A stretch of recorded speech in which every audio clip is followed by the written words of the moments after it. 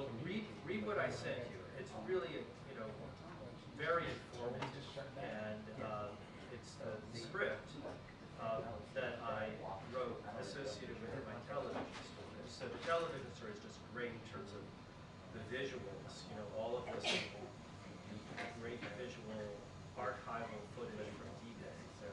But it also has George, who is well-spoken and articulate, and that's useful as well. Really? That's a great that was the one thing that we had first. Yeah, that's great. I look forward to it. Oh, that's awesome. That's terrific. That's perfect. And we have good weather. And we have good weather. Most important. Okay. Downside, absolutely. Yes, that'll be excellent. It's going to be so much fun. Thanks so much, amigos. I'll see you tomorrow. What? For George. Yeah, well, it's an easy trip. It's a day trip. If you have to fly to Asheville, North Carolina. But once you land there, that's where you live. You can't drive. It's a long drive. But once you land there, it's just less than 25 minutes from the airport to George's house.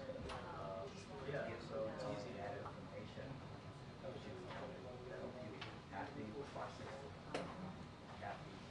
Yeah, oh, it is.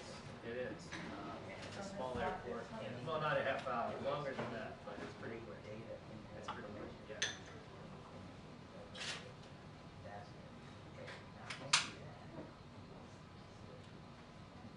Reagan's to Asheville direct. And they have a flight there direct and a flight back. Yes.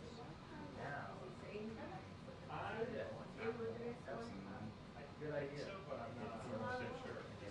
He's very nice. Absolutely. I have to delete, do the whole delete. Very good. Wi-Fi and Good person. Excellent. Nikos, I'll see you tomorrow, and it'll be great, good weather, and I'm so glad that you're going to think about doing something with her. It's well deserved.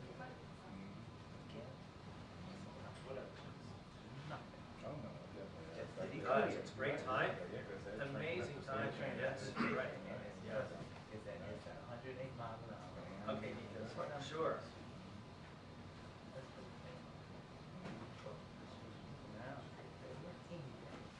Thanks so much, Nikos.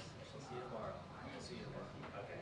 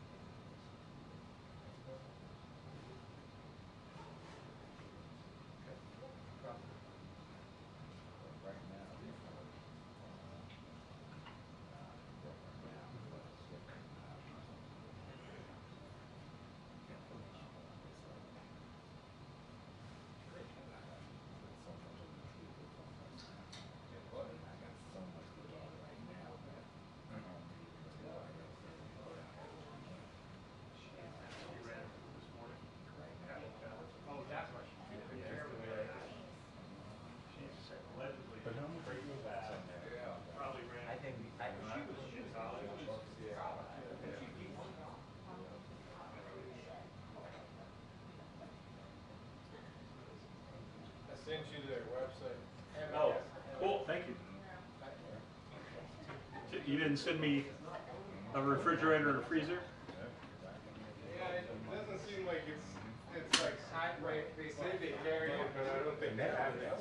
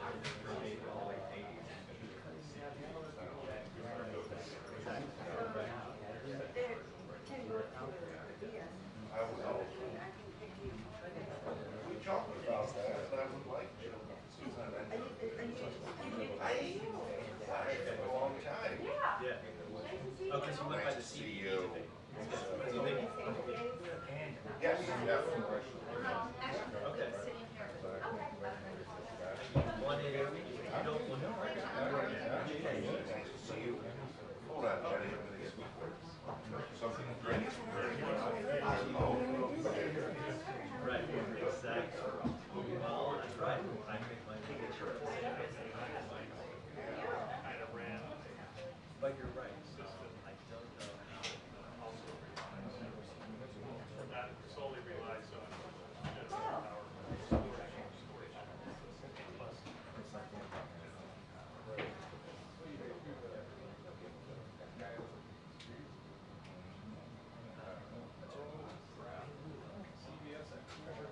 Blow you away. Oh, yeah, because that's going to be a mess.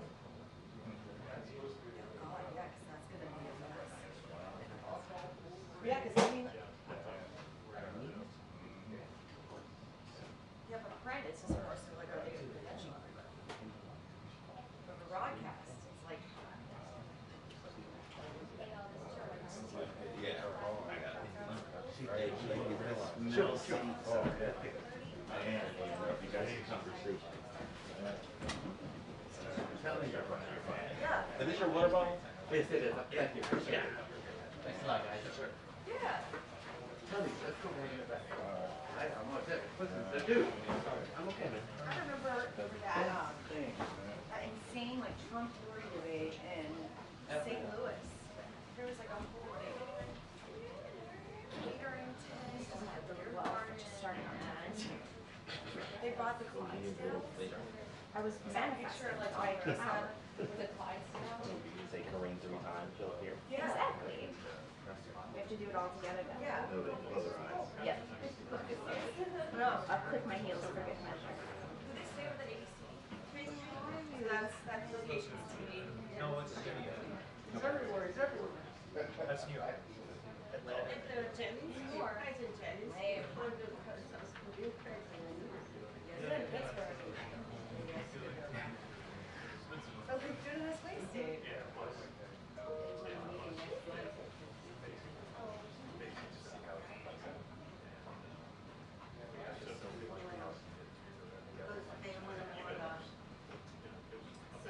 Well, there was great times. Okay, let's do it. See the new Taiwanese president. So like Trump this weekend had a secondary podium And the vice president. rally at the sign, like, you know, to make gentlemen anywhere, anytime. So it was like a prop, right?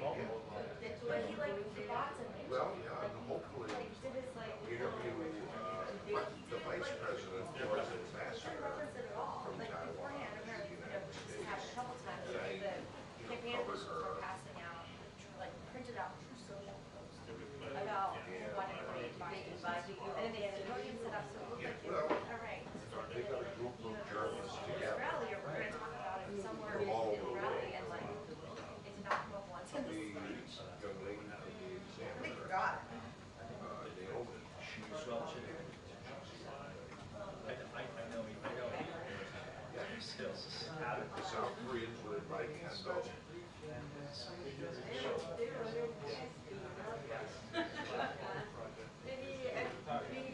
Well, I remember you talking about it.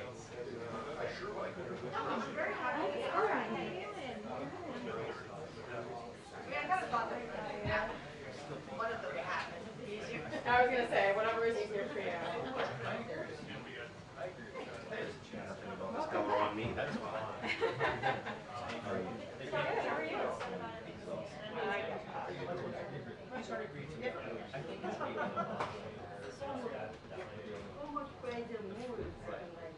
No, you talked about that. For a while, for a bit.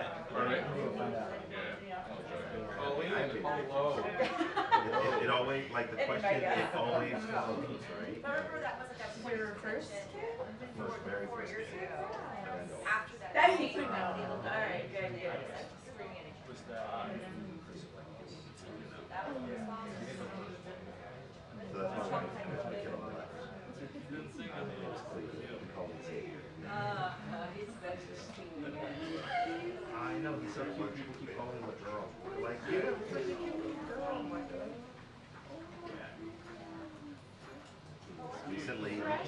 discovered that he doesn't have to go to sleep when we put him in the bed, in the crib. It's an Like, unfortunate discovery yeah, for you. but Yeah. it's a more of a conversation than it is needed. Yeah, exactly. Maybe that's Let's why take it in the they crib. it's great. Oh, that's so good. Always. Right. Always. Though I will say that I like the Wawa that's like I went to that stuff. It's fun. It's good. Like, this is new name. Did they say anything? Well, it's Sheets is like I'm not really like a hokey person, and so Sheets has a much bigger menu, like something that I would like to eat.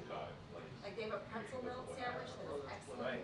Pretzel bun, Right. quicker meat, They just just put out cheese. Yeah. Okay, I can start.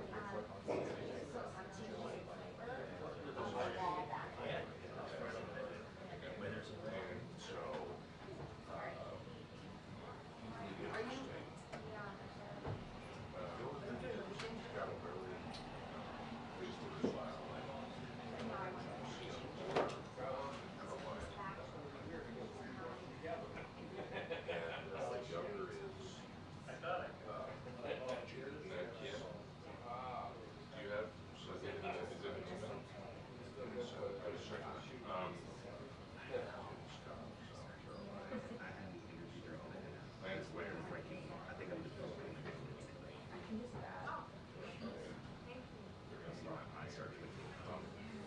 Kicking in.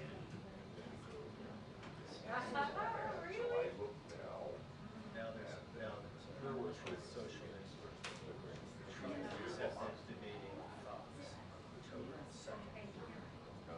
The host will be right there in your calendar.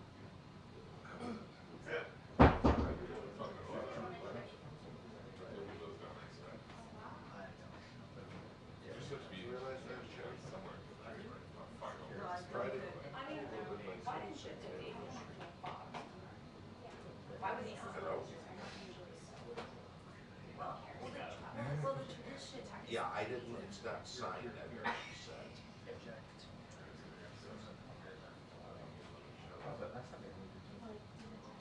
What's that?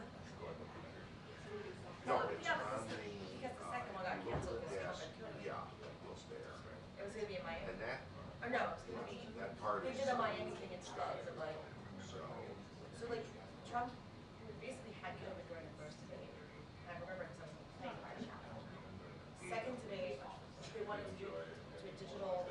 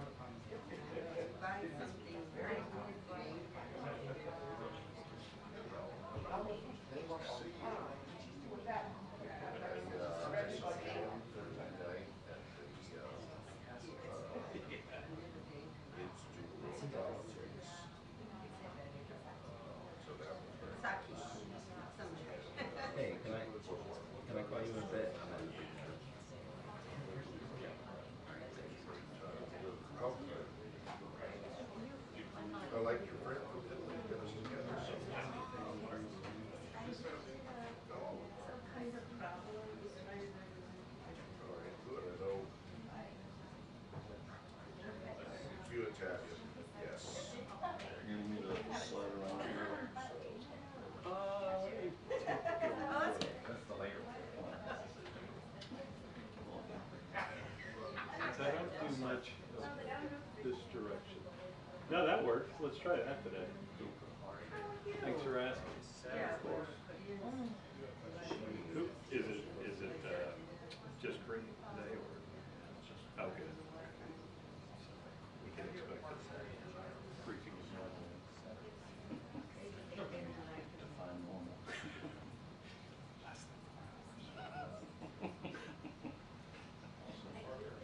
I can do under 2, no problem. It's screening.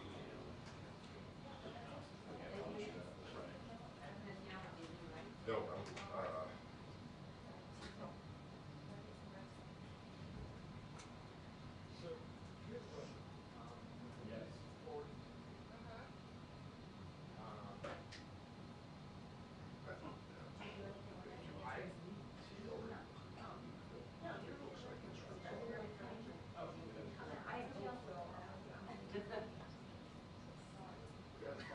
bring it on.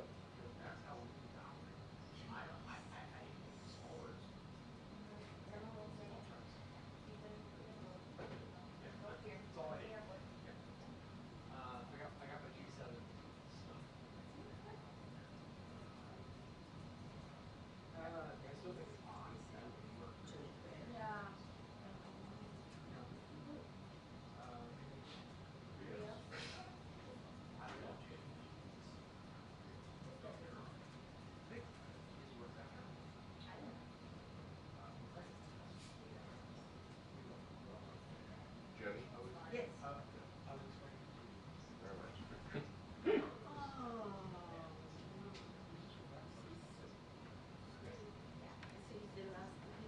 Yeah. What was that? December 22. Died Christmas Eve. Sure.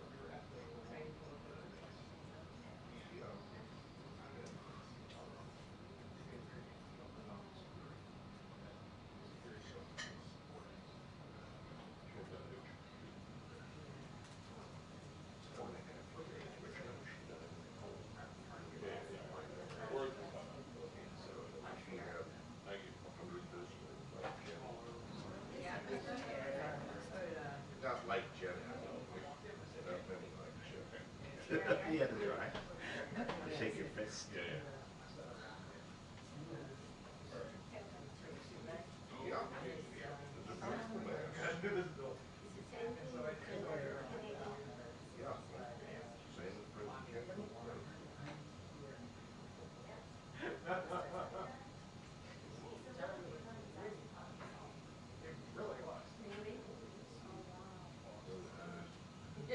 That's the way they've been coming open. They take care of the life. Well, no, let's be honest, Jenny. I had our caregiver, Helen, Corinne, who was with her during the day, and she had other caregivers working in and that allowed people to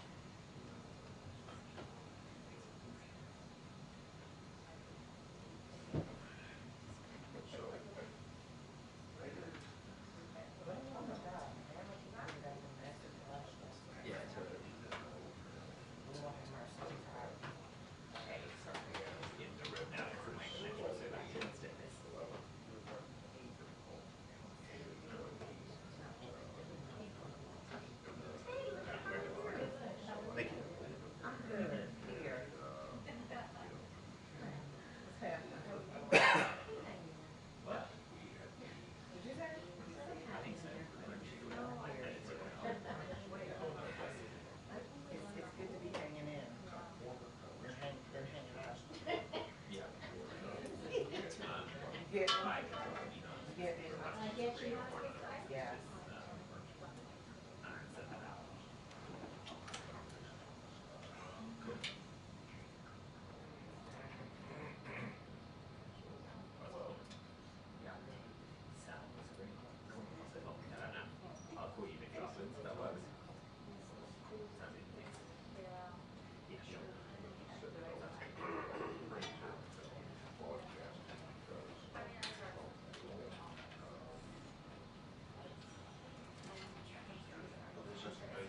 Good, how are you? I work in Paul's Inner Circle, that's why early. I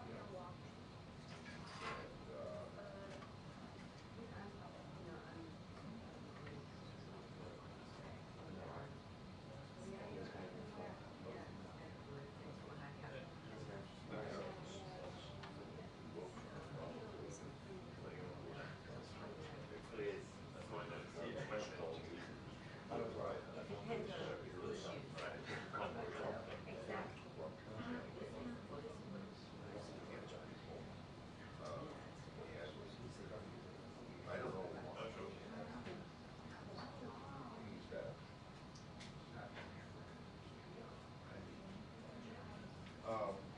Host the convention. And then come out.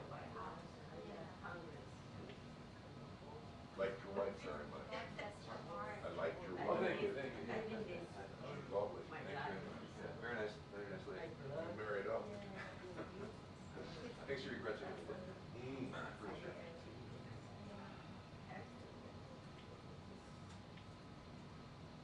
He just stands this way with me.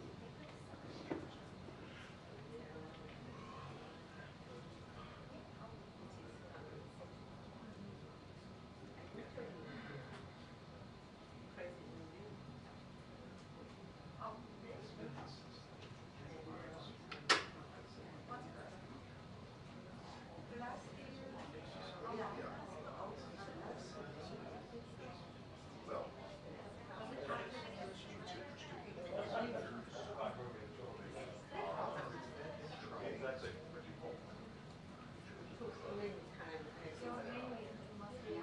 Very interesting.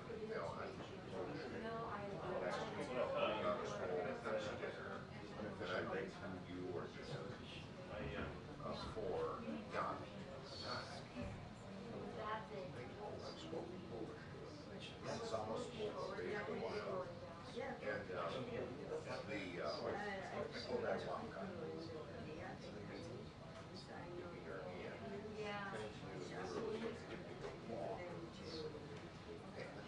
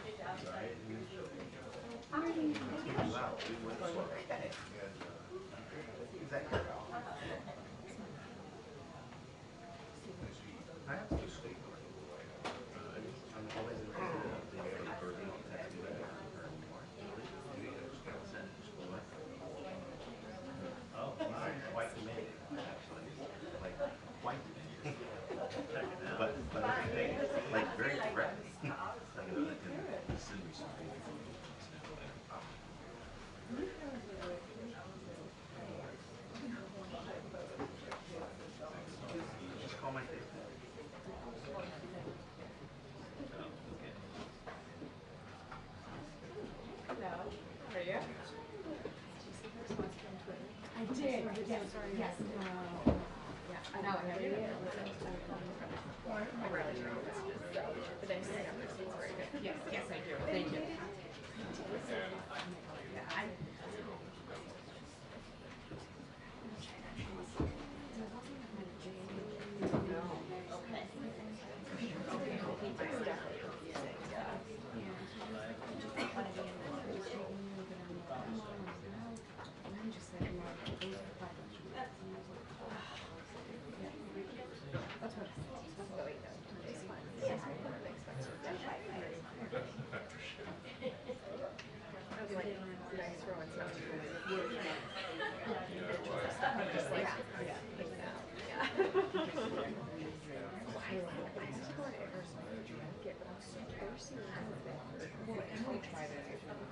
I was just like parched and like there was literally trying to take the water. Good afternoon, everyone. Just got two things at the top and then we'll get going. Today, President Biden attended the annual Peace Officers Memorial Service where he honored the lives and service of fallen officers across the country. As the president says, we must do more to protect our brave men and women in law enforcement. That means funding for more officers, more detectives, and more technology, so officers have what they need to do their job safely and protect us. From day one, President Biden has taken bold action to reduce crime, bolster public safety, and protect the safety of police who walk the beat.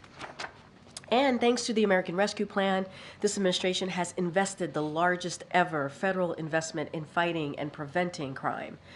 Since President Biden took office, we have seen historic declines in crime because of the work of brave law enforcement officers and community leaders. But we can't stop there. That's why President Biden continues to call on Congress to pass his Safer America plan, to invest $37 billion to support law enforcement and crime prevention. And second, today, the United States is taking coordination action in response to the Ortega Murillo regime's continued repression of the people of Nicaragua and ongoing exploitation of the vulnerable migrants. The Departments of Treasury, State, and Homeland Security jointly issued a policy alert to travel companies with information about the ways in which smugglers are facilitating illegal migration to the United States to remind the industry of key steps that they should take to avoid complicity in the exploitation of migrants. This complements the International Air Transport Association and its members' action last week to address irregular migration. The Department of Treasury sanctioned a Russian military training center that supports repressive actions by the Nicaraguan National Police to prosecute political opposition, and two gold companies that enrich the Ortega Murillo regime. Additionally, the Department of State imposed visa restriction on the over 250 individuals supporting attacks on human rights and fundamental freedoms and repression of civil society organizations. These actions build on President Biden's effort to address irregular migration following last week's Los Angeles Declaration on Migration and Protection Ministerial in Guatemala, where we pledge $578 million to support our partners integrating millions of migrants in the region. Today's actions also support the president's affirmative agenda for a more democratic, secure, and prosperous for the Western Hemisphere. With that, Colleen. I wondered if you could talk about the timing of the decision to notify Congress about the weapons transfer to Israel. It came just as the House was preparing to vote on legislation that would have forced the president to distribute the aid. So when it comes to process on any type of weapons purchases or anything like that, that is something that the State Department can speak to. They can speak to about it directly. What I want to do is reiterate what Jake Sullivan, our national security advisor, said here at the podium earlier this week, that the only pause that we have done is that one pause shipment, and so just want to be really clear because of our concerns of what what could be a Rafah operation. And so we've been really mindful of that. We've been really clear about that. We've addressed our concerns about a major operation in Rafah publicly and privately. But we've always said that we believe the president believe, obviously, the commitment, and we do as well, to Israel's security is ironclad, and we want to make sure that they have what they need, Israel has what they need to defend themselves against their enemies, including Hamas. And so we've always been very clear about that. And when it comes to transfer of weapon systems, they're continuing, aside from that one shipment that we paused last week, the 500 and the 2,000 pound unguided munitions. So that is where we are at this moment. I cannot speak to timeline. I cannot speak to anything specific about this particular reporting on the weapons transfer package. That's something for the State Department to speak to. Okay, so then Biden is an institutionalist, but he decided to circumvent the nonpartisan group that has done the debates for 3 decades. So I just wondered, if you could talk a little bit about that. The debates? I know. It's about his schedule, so I thought I'd talk about I get it. I know there's a lot of interest in what the campaign announced earlier this morning, obviously, through a video from the president. I'm going to be really mindful. We are talking about 2024 election, and so we are committed to the rule of law here and want to respect that. So anything specific related to that, obviously, you're going to have to go to the campaign, as we've been pretty consistent here. The president's agenda is pretty clear.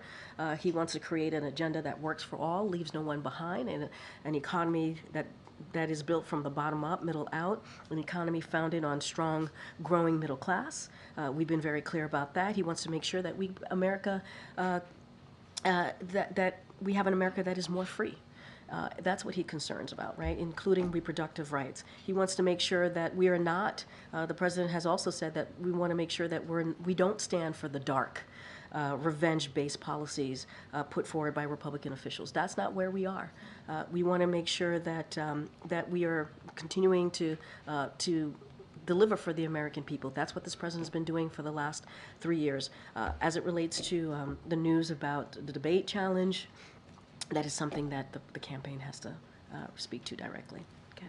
Thanks, Karine. Does the president worry that he muddies the message he's trying to send to Israel by approving this new transfer of weapons so soon after he withheld the transfer of these 1,000 and 2,000 pound bombs? So I don't think, no, to answer your question very directly. I think what Jake Sullivan did here on Monday, laying out the 10 parts of our commitment and how we're seeing the Middle East, obviously, in particular, the war in Israel and Gaza, and how we're moving forward, in supporting our friend, Israel.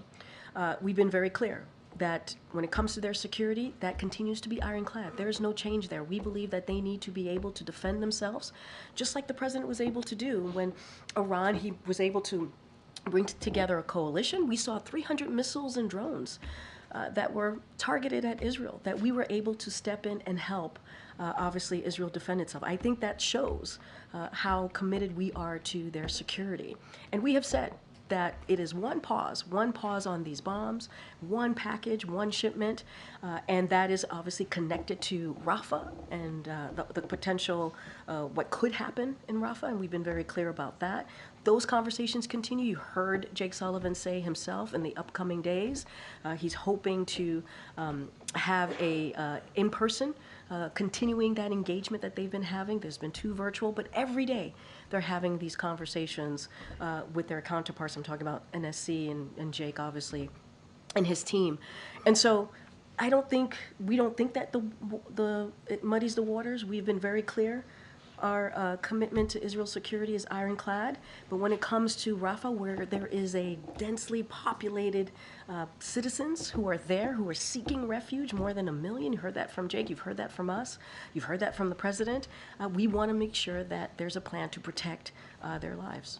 Did the decision to approve this weapons shipment now have anything to do with the bill that Republicans have introduced that would force the president to approve all military aid to Israel? Here's what I would say. I think, again, our commitment to Israel's security is ironclad. That hasn't changed. We've been very clear about making sure that Israel's able to defend themselves against Iran, against their proxies. We've been very clear. Hezbollah attacks Israel almost every day, right? That's what we're seeing. And we have been very clear about making sure that they're able to defend themselves. And I can't speak to the process, the timing of this particular weapons transfer. That is something for the State Department to speak to, so I would have to leave it to them.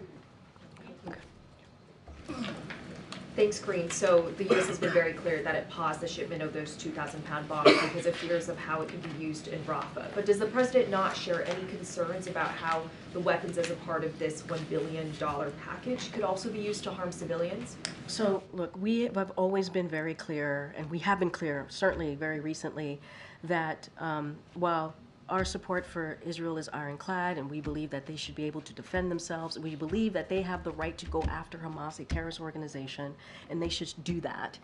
We've also said two things can be true. We've also said that they have to do it in a way that protects civilian lives. That continues. That continues to be part of the conversation. That continues in a process for us to make that very clear directly to them. And we've been also very vocal about that privately and obviously publicly. So those two things can happen. Those two things can happen. And so, look, we're going to continue, again, to have a conversation with our counterparts. NSC obviously is going to continue to have those conversations as we move forward. And we've learned from two U.S. officials that Israel has amassed enough troops at the edge of the border with Rafah to launch a full-scale incursion. If Israel does so, as Netanyahu has vowed to, how will the U.S. respond? Look, that is for whatever the Prime Minister has said recently. That is something for him to speak to. Obviously, I can't speak for the Israeli government. That is not something that I do from here. We have been very clear. We're going to continue to monitor the situation. We believe that what we're seeing right now is targeted. A targeted operation. That's what Israel has told us. We have not seen a major operation moving forward, but we have concerns that that could happen. And so that's why these engagements continue. That's why these conversations continue. And we've been very clear about the fact that, again, more than 1 million civilian lives are in Rafah. We want to make sure that they're protected. But we also believe that Israel has the right to go after Hamas. We want it to be done in a strategic way, obviously, and those conversations continue. So just to be clear, the U.S. believes that what Israel is currently doing in Rafah, pushing in deeper with further military operations, the U.S. believes that is both targeted and strategic? So I'm not going to go blow by blow with every reporting that is coming out and that is being laid out about what folks are seeing. I'm not going to go into blow by blow about that. What I can say is what we understand is those operations are targeted, they're limited. That's what we've been told. We're going to continue to monitor the situation. The conversations continue. The engagement about the Rafah continues. You heard that directly from Jake Sullivan. And so we are talking about this every day, every day. Yes, we've talked about the two virtual engagement. Yes, Jake has talked about wanting to have an in-person meeting, but those conversations happen on a daily basis, and I think that's important to note as well. Thanks, Karine.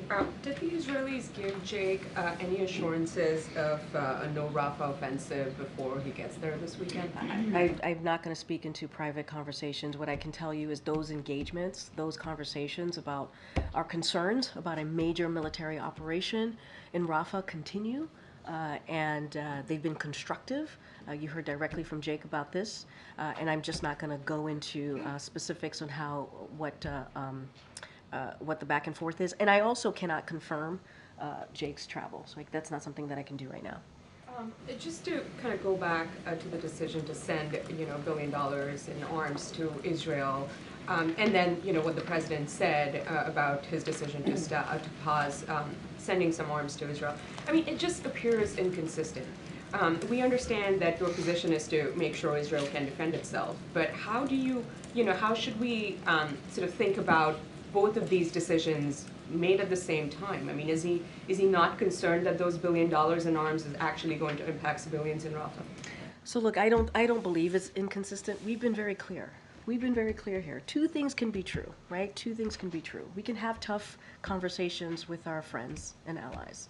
That is something that you've seen from this president in his diplomacy. right? It is, and we can have constructive conversation. We can also share our concerns. And that's what you have seen. And we can say to our ally that, look, we want to make sure they're able to defend yourself. We want to make sure that we're going to continue to say that our commitment to you, Israel's security, is ironclad. That is, I mean, I just laid out. We saw what Iran did, right? Not too long ago. We know Hezbollah is going after Israel almost on a daily basis. We know that. And so they have to be able, Israel has to be able to defend itself. But when we see a situation in Rafah, with more than 1.4 million citizens who are seeking refuge there, because they moved there to seek refuge, we're going to also share our concerns. And the thing to remember is that those conversations are continuing. They are happening. You heard that from Jake. On a daily basis, they are happening. And so we're going to monitor the situation. You know, those two things could be true, right? We can try to make sure that our friends and allies are able to protect themselves against their enemies, defend themselves.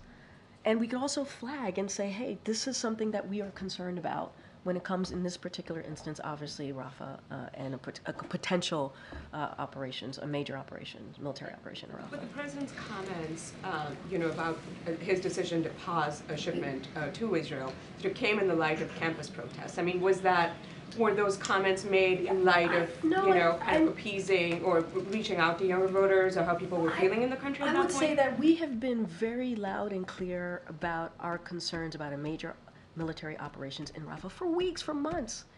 This is something that we have been talking about for some time now. So they're not connected. The president this is not about politics for this president. This is about the right thing to do. Sorry, just a different topic. Do you have a comment on the Putin-Xi meeting that's coming up this week? I mean, does the president have any thoughts on that? So here's our thoughts. We don't comment on bilateral engagement. We've been always pretty consistent. But I want to make one point clear. We find it unacceptable that the Chinese companies are helping Putin wage this war against Ukraine. And if China purports to want good relations with Europe and other countries, it cannot continue to fuel the biggest threat to European security right now.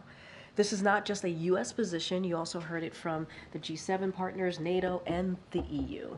And that's our position on that. Thanks, Karine.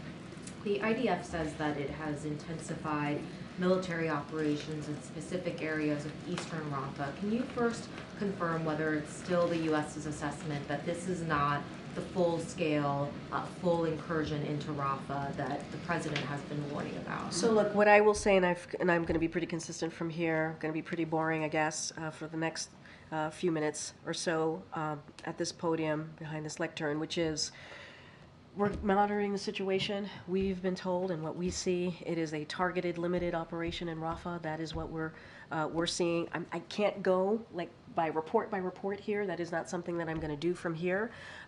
We have made our concerns very clear, publicly and privately, about a potential major operations offensive in Rafah. And so, look, we do not believe they should be dropped in these bombs, right, should be dropped in densely populated cities. So we are talking to the Israeli government about this. That's why we put a pause on the shipment for one shipment, only one shipment of the 500 and 2,000 pound bombs, given our concerns, our major concerns here. And so I'm not going to go blow by blow here. I'm not going to go to every specific reporting. This is what we are monitoring. This is what we know. And the conversations, engagement on Rafah certainly will continue with our Israeli counterparts. But what you're seeing right now is not a major military operation. That's what I can share with you, yes, that I can say. Just to return to a question that I think a couple of my colleagues were trying to ask about, this new arms deal for Israel. It would include tank ammunition, tactical vehicles, and mortar rounds. That's according to our reporting. Is the president not concerned that those are the kinds of things that could be used in a military operation into Rafah? So I would have to refer you on the specifics of what is being talked about, spoken about with the weapons transfer package. That is something that the State Department would have to speak to. And I've kind of addressed this already about how two things could be true, right? We believe that Israel has the right to defend itself. Obviously, when it comes to their security, it's ironclad, and we believe that they have every right to go after Hamas, a terrorist organization. We've been very clear about that. And we've also said they need to do this where we see a protection of civilian lives. And so those things could be true, and those conversations are going to continue. I cannot speak to this package. That is something that the State Department can speak to. I can't speak to the process. I can't speak to what's in it. That's for the State Department to lay out. Well, you've drawn a real distinction, I think, between offensive and defensive operations, and the president was clear that the reason for pausing on the shipment of bombs is because those are the kinds of bombs that could be used in a Rafah operation. So I'm just asking again whether tank ammunition, tactical vehicles, and mortar rounds, are those not things that could also potentially be used in a Rafah incursion? So we have been clear. I can't speak to the specifics of what is in this transfer of weapons. I can't. What I can say is that we have been clear that Israel has the right to defend itself. We are committed to Israel's security. That is ironclad. That is true, right? We believe that they should have the right to defend themselves against their enemies, including Hamas. And so that is what you see here. That is what you're going to continue to see from us. When it comes to our potential concern of a major offensive operation in Rafah, we've talked about that. Which is why we paused that one shipment because of our concerns of a major offensive operation. Not asking you to confirm the details of this specific arms deal, but the list that I just gave, does the U.S. see those things as being purely defensive weapons? What we have been very clear about, Israel has the right to defend itself. That's what we believe. We paused one shipment that we believe could be used in a potential offensive operation in Rafah, and we've been very clear about that. It's one shipment that we paused, but it doesn't take away from the fact that Israel should be able to defend itself against its enemies. And that's what this is about. That's what we're talking about here. Okay. Karine, we understand there's a group of American doctors who are in Gaza who are looking for the administration's help in getting out of there, that they are with the Palestinian American Medical Association. They traveled to Gaza this month to provide some emergency medical assistance. Can you detail the administration's efforts to try to get them out? How is Israel cooperating with that assistance? So we can say that we're tracking this matter closely and working to get the impacted American citizens out of Gaza. So that is something that we're working on. We've been in touch with representatives for doctors and their families and are engaging directly with the government of Israel to make that happen. So we're doing everything that we can. Is the goal to get them out immediately or before operations expand into Rafah and there's military movement there that could further put them? I mean, regardless if there was an operation in Rafah or potential operation in Rafah, it doesn't. We need to get them out. We want to get them out, and that is it has nothing to do with anything else. These are Americans, impacted American citizens, and so we're working to get them out. And then just on the debates, can you explain why President Biden feels it's important to have a general election face-off one-on-one with former President Trump in late June, which is earlier than in past election cycles? Look, I can't speak to the timeline. I can't speak to the decisions on the debate. That is something that the campaign could speak to. I can speak to what the president has been trying to do for these past 3 years and make that stark contrast with what Republican elected officials have been trying to do. He's been trying to make sure that we build an economy for all, don't leave anybody behind, make sure that we're fighting Big Pharma, make sure that we're lowering costs for Americans. And you have congressional Republicans, actually that way, who are constantly trying to make sure that we increase healthcare costs, right? That we give tax breaks to corporations and billionaires. That's what they're offering. Cut Medicare, Medicaid, and Social Security. That's what I can provide for you, what the president's policy has been, what he's been trying to do, and what we're up against here. And we're also talking about our democracy, our freedoms that are under attack. And so the president's going to continue to fight for that. As it relates to the debate, timeline, or anything connected to that, that is something for the campaign to speak to. And just finally, the president put a statement out on this, but is there anything else you can share about this, what appears to be an attempted assassination attempt on the Slovakian prime minister? Yeah, as you just stated, the president put out a statement on this earlier today, and I will just reiterate that we're expressing, the president expressed his alarm and deep concern over the attack. As the president said, he and Dr. Biden are praying for a swift recovery, and our thoughts are with his family and the people of Slovakia. We condemn this horrific act of violence, and our embassy is in close touch with the government and ready to assist. And I'm just going to leave it there for now. I want to ask about the inflation report, but first I wanted to just follow up.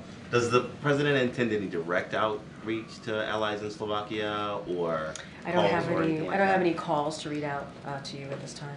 Okay. On the inflation report, Yeah, sure. obviously it was positive for you guys, but we're still seeing inflation above normal levels, despite everything the administration and the Fed is doing. Do you have a sense of when households can expect to see prices stabilize? So look, here's what I can tell you. What we're going to continue to do is make sure that we are, when it comes to our priority as it relates to the economy, we want to make sure that we're fighting inflation and continue to do so. And so we understand we have a lot more work to do. We get that. But I would state that inflation is down more than 60%, with the lowest core inflation in 3 years, and grocery prices fell over the last 3 months. Wages are up more than the prices over the last year, and since the pandemic, more than 15 million jobs created, and unemployment is under 4%, and that is the longest stretch that we have seen in over 50 years. So we are seeing some progress, some macroeconomic progress, but we understand that there are Americans and families that are still struggling. That's why the president continues to do everything that he can to lower costs, whether it's insulin at $35 for seniors, and calling for that to be for all Americans, and a plan to build 2 million new homes, lower child care costs. This is what the president is trying to do, and has been very clear about his plan for Americans as it relates to the economy. And again, in contrast to what GOP is trying to do, cut Medicare, cut Social Security, cut Medicaid, make sure that they want to make sure that there's a tax break for billionaires and corporations. That's not what this president is about. So the work continues. We're going to continue to fight inflation. We're going to continue to be really focused on that, and that's what you're going to see from this administration. Okay. Back to Rafa, is there a concern at all that, you know, these targeted attacks would still cumulatively add up to, you know, the amount of civilian casualties or damage? I know that the concern is a major ground operation, but as these more targeted attacks continue by the IDF, is there a worry that would still add up ultimately to the kind of civilian casualties you're trying to avoid? So what I can say is what Jake said, which is we're monitoring the situation, and we're going to continue to do that. We're going to continue to have engagements with our counterparts in the Israeli government. That is something that we're going to continue. We believe that it's been constructive. We have not seen a major military operation, and so we've been clear about that. Jake has been clear about that from here, but we're going to continue to have those conversations. I can't get into cumulative. That's hypotheticals that I don't want to get into from here, but the engagements continue. Jake said himself when he was here, he's hoping in the next couple of days or so to have an in-person meeting to talk about Rafah operations. He has had regular communications with his counterparts in the Israeli government, and that's going to continue. And I know you said you couldn't preview Jake's travel, but are there any sense of a meeting happening in Washington? When those in-person meetings would happen? Can you speak to any of that? As you know, when we have had virtual meetings with our counterparts in Israel government, we have shared that information, including the virtual meetings, including when the president spoke to the prime minister, and we said in our readout that they talked about the Rafah operations. We certainly will share that with you. I just don't have anything at this time to speak to. With apologies, with the situations in Israel, you're saying that two things can be true at the same time.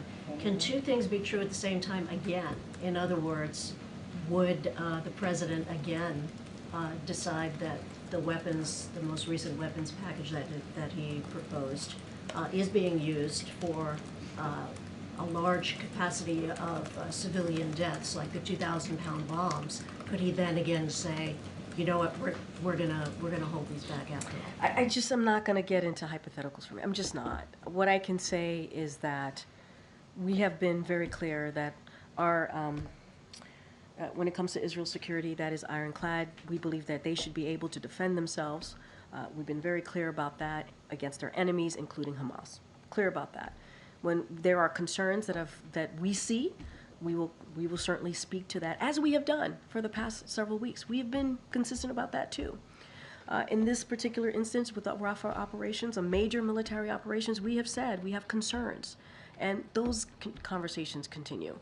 I'm not going to get into hypotheticals from here. I think we have laid out how we see our engagement, obviously, how we see this moving forward, whether it is the Rafah operations, obviously our major concerns there, and those conversations continuing, and also making sure that Israel has what it needs to defend itself.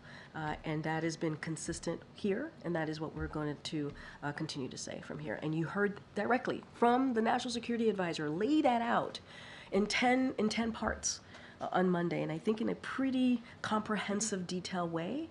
Obviously, there's the hostage deal that we want to make sure that happens. We want to see a ceasefire. We want to see hostages come home. We want to see more humanitarian aid go in. And so that is also something that we're working as well towards. President had a big event yesterday on tariffs. I wanted to circle back to the U.S. steel situation, the offer from Nippon Steel to buy U.S. steel. The president has opposed that deal.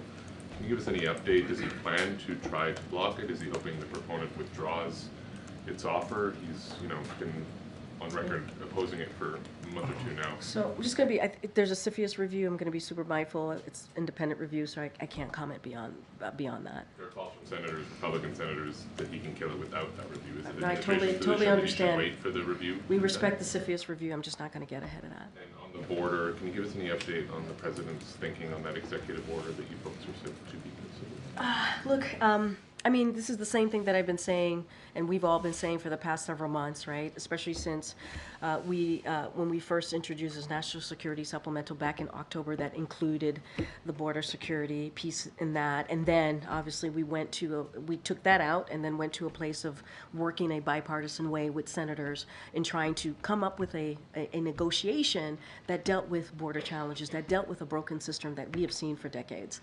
And so we still want to see that. We still want to see Congress move forward with that. We believe it is the toughest, the fairest way to deal with the border, to deal with the immigration challenges. The president wants to sign that. He wants to sign that.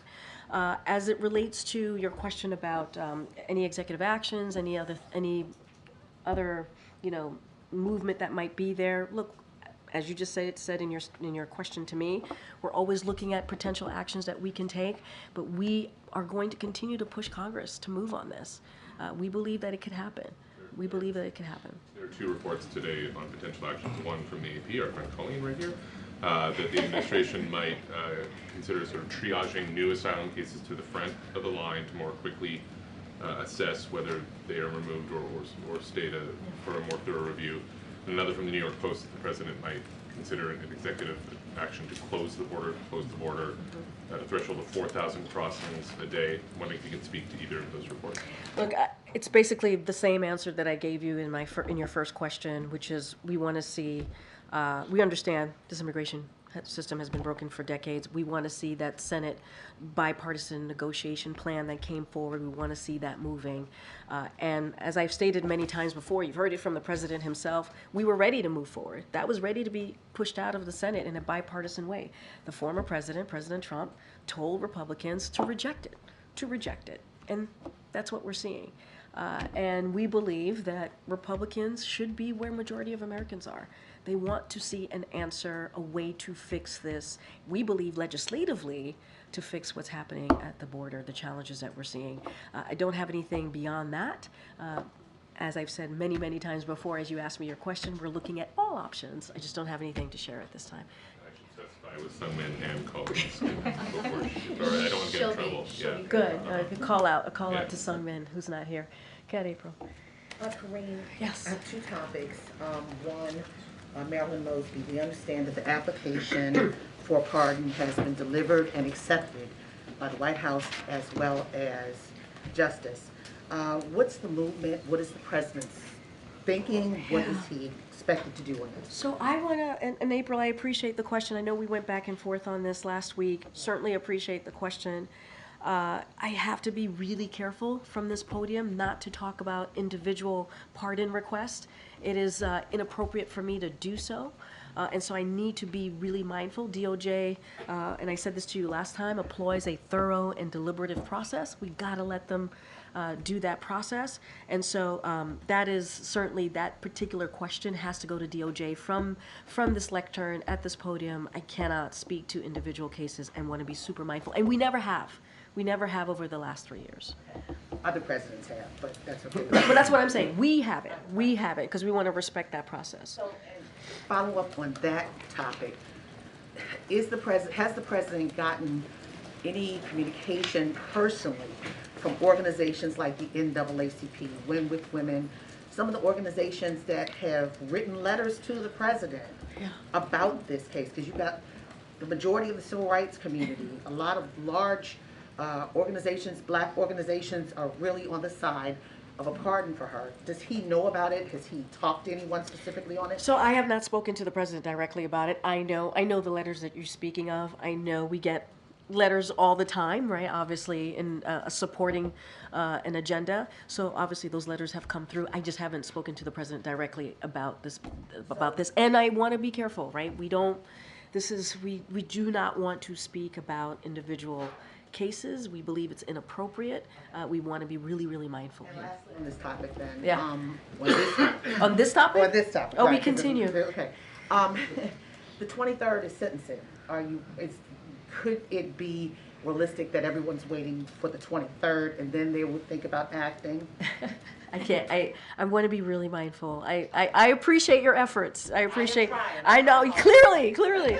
And I appreciate your effort. I just cannot comment on individual cases here. And lastly, on the next topic. Oh, I thought this was the last one. No, I said two when we started. Oh, okay. All right. So, at the beginning of the briefing, you talked about the commitment to policing, and for the last few years, particularly when then candidate Biden was talking about holding police officers accountable when the George Floyd death happened. We all remember that. Now there is another call yet again from the mothers of the movement who are meeting with the members of the Congressional Black Caucus right now looking for action, particularly in the wake of what happened in Florida recently with the black man shot by police who was in the military. Wrong person, wrong place. What are the thoughts of this White House about the push for police reform as you support police, accountability and civil rights at the same time? Yeah, and our hearts go out to anyone who lost a child. It is under any circumstance, it is heartbreaking. It is heartbreaking. And our heart goes out to the families who've lost loved ones in police shootings. And you've heard that from this administration, you've heard that from this president.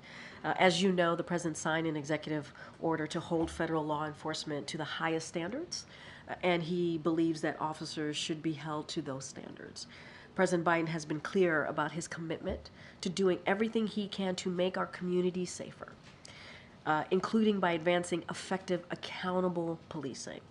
The vast majority of Americans want the same thing too. They want trust, they want safety, and they want accountability.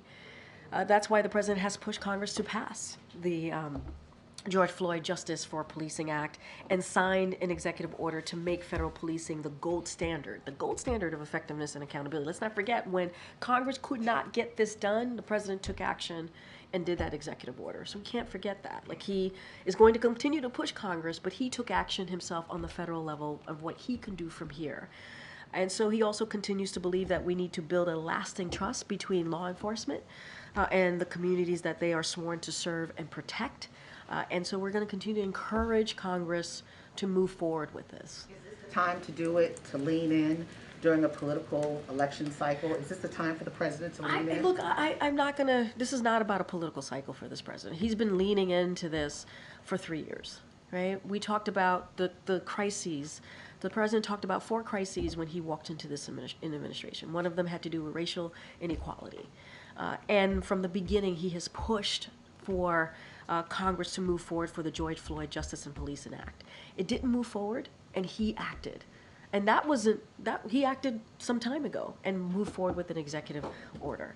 And we're going to continue to push for that. It has nothing to do with politics. It has everything to do with this being the right thing to do. When I was blame Tim Scott for holding it up.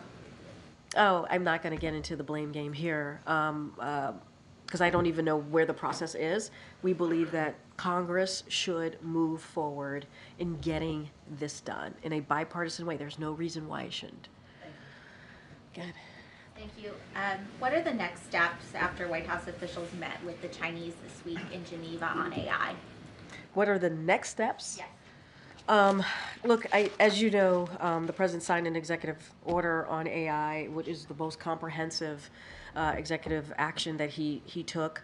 And what I would say with the China, those conversations are going to continue, but this is an issue that the president believes that we need to act on and thinks it's an incredibly important issue to move forward on. Those conversations with China are going to continue. Those diplomatic conversations, I don't have anything to preview beyond that. A bipartisan group of senators this morning put out a roadmap for their view of legislation on artificial intelligence, led by Senator Schumer. Does this White House have a perspective on it, and have you weighed in at all directly with those 4 senators? Yeah, so this is very similar to the answer that I gave, but I will say to this particular legislation, we're grateful that Leader Schumer and Senators Rounds, Young, and Martin for their work on this important issue. We're very grateful, as you know, and I think we may have mentioned this, after the president did his executive order, as I mentioned, is the most significant action done by a government. He within days of signing it, he met with that exact group of lawmakers to underscore the importance of moving forward with a bipartisan legislation. So we're appreciative of that. We think it's important that they're doing that as it relates to the exact approach of this piece of legislation. That is something that Congress is going to have to move forward on, but we're grateful. We're grateful that they're moving forward in a bipartisan way. Again, the president talked to this particular group about this, and so we're glad to see this moving forward. Just so I understand, so you're appreciative of them working on something related to AI, Yep. but you're not backing what's in the framework. Well, it has to, there's a process here, right? It has to move forward. They're going to have to figure out the exact approach. We're going to let them figure out the exact approach. The president said in that meeting that he had with that congressional group that they needed to move forward in a bipartisan way. We see that. We are grateful for that. But I'm not going to get into the specifics. They're working through that. They're going to figure out the exact approach. So we're going to let them do that. Thank you. Okay. Okay, Karen. You briefly talked on Monday about the president's meeting tomorrow with the families involved in the Brown versus Board of Education case. Do you have more you can share about the details, who he's meeting with, how the meeting came about, and what his message will be? I do. I have a little bit more detail on that, on just like obviously these are a couple of days of really important engagement that the president has. I'll start with the Brown v. Board of Education. So this week at the White House, we're recognizing it is the 70th anniversary of the landmark Supreme Court decision, Brown v. Board of Education, becoming the law of the land. President Biden will participate in a number of engagements that honor the legacy of those who paved the way for progress and hard-fought rights for Black Americans. He will also highlight his vision for how we must continue to build on these freedoms. Tomorrow, President Biden will meet with the plaintiffs from the landmark Brown v. Board of Education case and their families at the White House. And then on Friday, as I stated earlier this week as well, May 17th, President Biden will deliver remarks at the NAACP 70th anniversary of Brown v. Board of Education at the National Museum of African American History and Culture in Washington, D.C. The president and the vice president will also meet with. Excuse me. I have a little cold, guys. Sorry. The president and the vice president will also meet with the leaders of the Divine Nine, historically Black sororities and fraternities. On Sunday, May 19th, as you all are tracking, the president is going to deliver commencement address at the 140th Morehouse College commencement in Atlanta, Georgia. So as you can see, there are a couple of engagements that he's having in the next 4 or 5 days, and so we will have more to share, and obviously you'll hear from him directly. So, according to today's CPI report, rental inflation continues to be stubbornly high. how optimistic is President Biden that Congress will approve his, plans to build 2 million more homes or preserve 2 million more homes? So look, I think this is something that the president's going to continue to fight for, obviously. He's going to continue to speak towards how important it is for homeowners to be able to afford a home, to be able to afford rent. And we know what Americans are going through. That's why he created very early on in his administration, he created a task force to deal with that, to deal with how we can, what else we can do from here, from the federal government, to deal with what homeowners are dealing with, what Americans are dealing with when it comes to higher cost. But the way to actually address this in a more holistic way, we have to see legislation, we have to see Congress act. And look, we're certainly gonna continue to be consistent here and calling on Congress to make that move. HUD has taken a lot of actions on making sure home ownership is more affordable, making sure that there is discrimination taken out of especially with certain communities that have to deal with buying a home. And so they've been very effective there, so we appreciate their leadership there, but we need to do more. We need to do more. What's the progress, though, so far of the 2 million homes?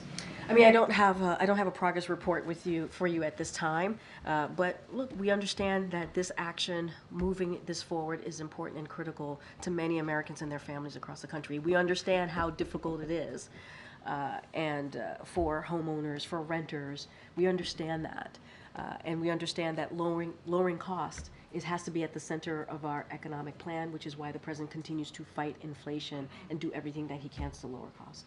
How worried is President Biden about his re-election bid based on this? Because this affects Americans. I can't speak to that. What I can say is that the president's doing everything that he can to deliver for the American people every day. Every day. It's not about politics, it's about the right thing to do. That's one of the reasons why he ran. He believed that he can do something, he can get things done. And we believe in the last 3.5 years we've been able to do that. We've been able to create some jobs. We've been able to lower unemployment. We understand that people are still feeling this and there's more work to do, but it's not, as I'm speaking about this, it's not in a political lens. This is on what the president believes is the right thing to do on behalf of the American people as president of the United States. Thank you, Karine. No, I was calling. Yeah, thank you. Okay, I'll wait that. No problem.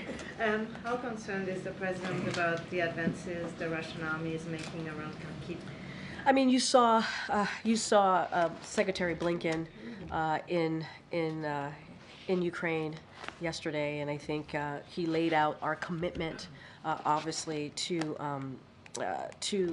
Ukraine, and that's one of the reasons that we fought so hard, certainly to get that national security supplemental done. And so we are focused on supporting Ukraine's defense. We're going to continue to do that in Kharkiv, obviously, in that region where Ukrainian forces are fighting very hard.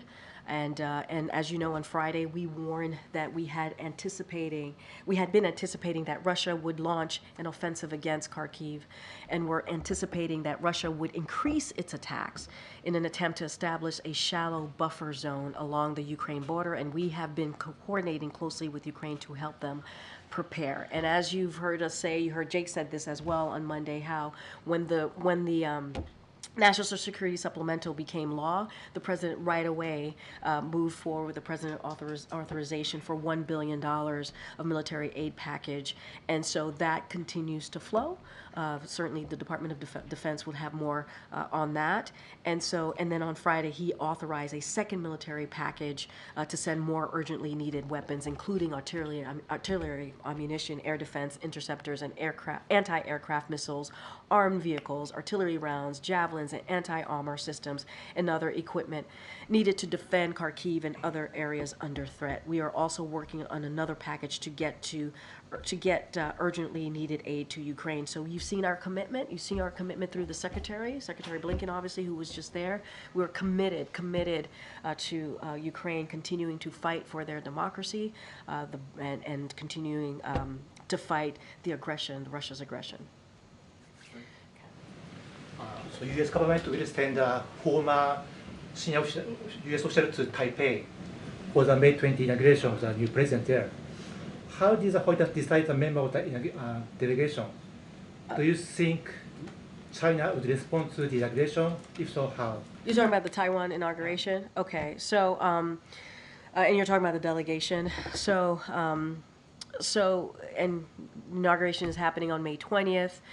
In January, the Secretary of State issued a statement congratulating President Lai on his President-elect Lai on his electoral victory, and noted that the United States looks forward to working with his administration and leaders of all of Taiwan's political parties to advance our shared interests and values, as well as furthering our longstanding unofficial relationship. Consistent with past practice, the United States will send an unofficial delegation to attend the inauguration. I don't have anything more to share about that. That is something that the State Department is running as it relates to the unofficial delegation, so they can certainly share more on what that looks like. But obviously, it's an upcoming inauguration on May 20th.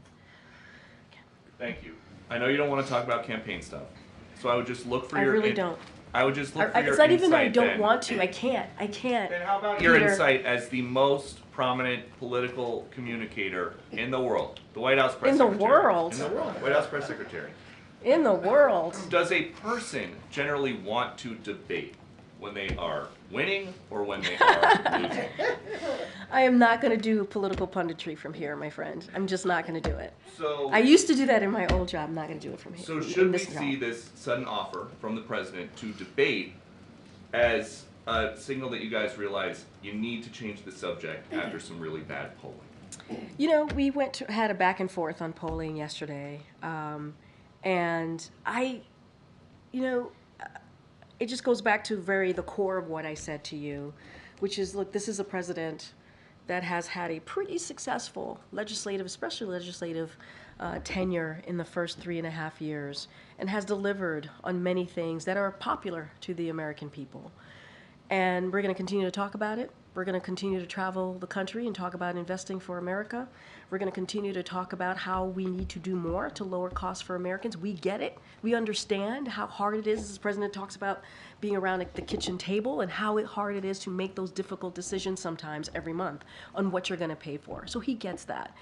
And I just don't want to get into polling, any more details on polling. What I can say is the president is focused. He is laser focused on making sure we do everything that we can to give people, Americans, a little bit of breathing room, and that's what the president's going to continue to do. As it relates to the debate, you got to talk to the campaign about it. That is a question for the campaign, and I'm sure they are eager to answer your questions, Peter. Then not a debate-specific question, but debate prep Oh, is gosh. something that traditionally can happen here at the White House. Who is going to stand in during the prep for Donald Trump? Who's going to stand in? Do you want to stand in for Donald Trump? Do you want to do that? I can connect you with the campaign. That might be fun for you. Actually, so you're saying I can go debate Joe Biden behind the scenes You know for what? as long as I want? I Actually, yes. think that might be fun for both of you. It might be fun for both of you. I think that might be fun.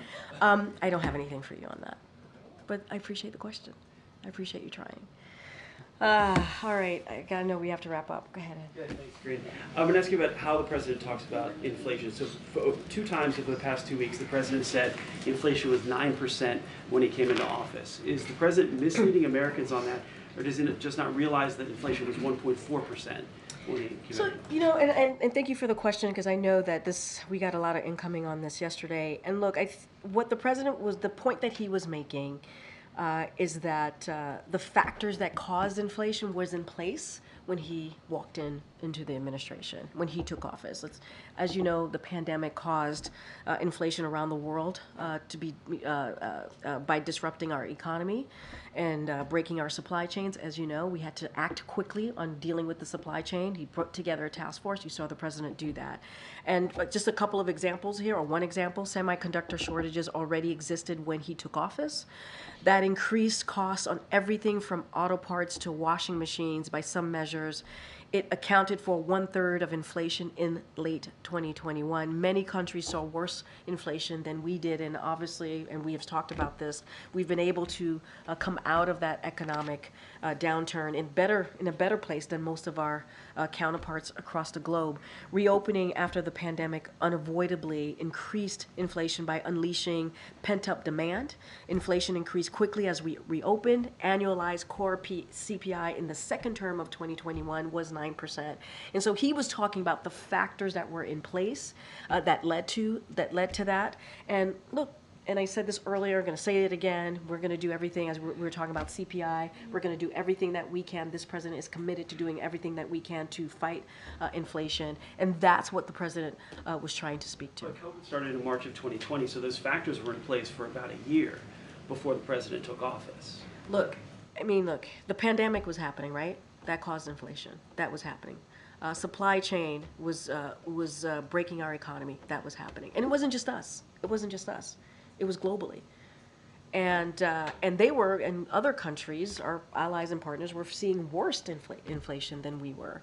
And we are able to recover, and we are in a stronger position as we've recovered. But he was talking about what was in place, what was happening, the factors that led. And I talked about the second quarter of 2021, we saw that inflation was at 9%. So he was speaking specifically to the factors that led to that.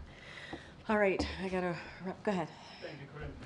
What is the administration's reaction to Egypt's decision to block humanitarian aid from entering through the Rafah crossing? So look, we've obviously seen the reports. We have concerns. We want to see humanitarian aid. It is critical for humanitarian aid to get into Gaza. We're going to continue to have those conversations.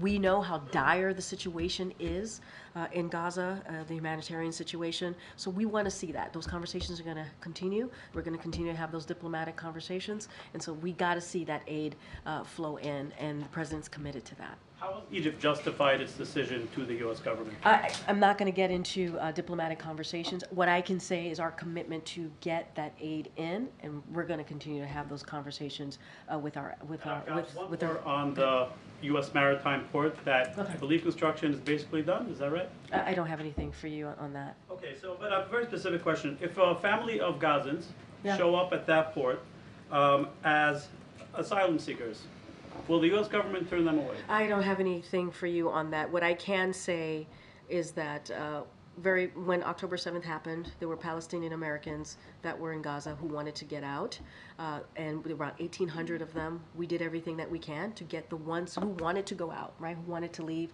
and we did that. I can't speak to that particular question. I would have to go back to my team. I just can't speak to that question. Of the 1,800, did we successfully manage to get out? I would refer you to the State Department, but there were 1,800 Palestinian Americans who were in Gaza. Not all of them wanted to leave. Some of them did, and we were successful in getting them out. I don't have that number in front of me. I would refer you to the State Department. Okay, you have the last. Republicans on Capitol Hill have been accusing the president of violating the Impoundment Control Act, which is an impeachable offense, by withholding the bombs for Israel. Does the White House have a response to that? And what is the legal authority that the White House is citing for the president to withhold the weapons? So look, I will say this. The administration, as you saw, we put out a SAP just yesterday, and that we just last night a statement of administration's policy about this particular the Israel Security Assistance Act. We said that we would veto that bill. The administration strongly opposes this attempt to constrain the president's ability to deploy U.S. security assistance consistent with U.S. foreign policy and national security objectives. This bill raises serious concerns about infringing of the president's authorities under Article 2 of the Constitution. So that is, to answer your question, it's under Article 2 of the Constitution, and that is our legal authority here. And with that, the accusations that withholding the weapons violates the impoundment control. I mean, I just said that we believe that it was in our legal authority to do so. We did. And we've been very clear. This is one shipment, as we talk about the Rafah operations and our concerns about a major military operations. And you've heard us. I went back and forth with some of your colleagues about our commitment. You heard it from Jake Sullivan. Our commitment to Israel's security is ironclad. We believe that they should be able to defend themselves, and that is going to be consistent. We're going to continue to say so. And when it comes to something, a potential major military operation in Rafah, we're going to share our concerns publicly and privately, as we have been doing for the past several weeks. All right, everybody. I'll see you tomorrow. Thanks. Feel better. Bye. Thank you.